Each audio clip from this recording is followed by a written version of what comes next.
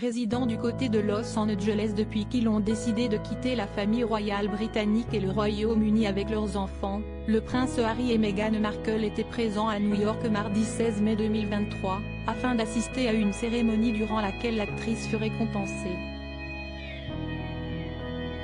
Par la suite, le couple est monté dans un véhicule pour partir. Si à ce moment-là qu'une course-poursuite se serait engagée au sein des rues de New York entre le véhicule des Sussex et plusieurs paparazzis. Une situation similaire à celle qui avait conduit à la mort tragique de la mère du prince Harry, Lady Diana, lorsque sa voiture s'était encastrée dans l'un des piliers du pont de l'Alma à Paris le 31 août 1997. J'étais sur la 67e rue et la sécurité m'a ailé. Et je me suis retrouvée avec le prince Harry et sa femme dans mon taxi. On a été bloqué par un camion poubelle et les paparazzis ont pris des photos. Harry et Meghan avaient l'air nerveux, je crois qu'il avait été suivi toute la journée, mais le garde du corps gérait. Les paparazzis nous suivaient derrière, mais c'est tout. Ils ont gardé leur distance, a indiqué le chauffeur de taxi que le couple avait pris ce soir-là à la BBC. Le NYPD a assuré la sécurité privée et la protection du duc et de la duchesse de Sussex. Il y avait beaucoup de photographes, ce qui a rendu leur trajet difficile. Le duc et la duchesse de Sussex sont arrivés à leur destination et il n'y a eu aucune collision, verbalisation, blessure ou arrestation rapportée à ce sujet, a révélé pour sa part un porte-parole de la police new-yorkaise dans un communiqué.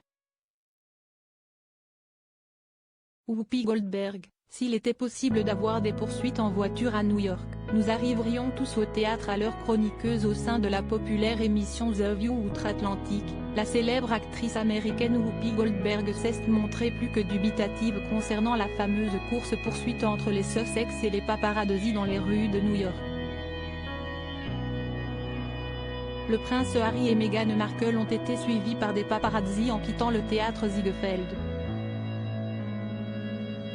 Leur porte-parole l'a qualifié de poursuite en voiture quasi catastrophique. D'autres ont dit que ce n'était pas le cas. Mais je pense que les gens de New York savent que s'il était possible d'avoir des poursuites en voiture à New York, nous arriverions tous au théâtre à l'heure, a-t-elle affirmé à l'antenne.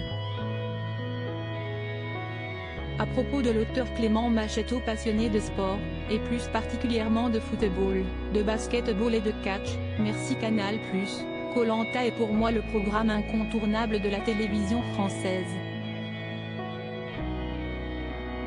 Par le passé, j'étais également un téléspectateur assidu de la Star Academy sur TF1, mais aussi de la trilogie du samedi sur M6. Aujourd'hui le monde des médias n'a plus aucun secret pour moi. Ou presque. Ces derniers articles. Victor Wembanyama, le prodige du basket français, va-t-il encore grandir? Elisabeth II, ce conseil inestimable donné à Sarah Ferguson avant sa mort. Maïtena Biraben millionnaire, ce qu'elle compte faire du jackpot qu'elle va toucher.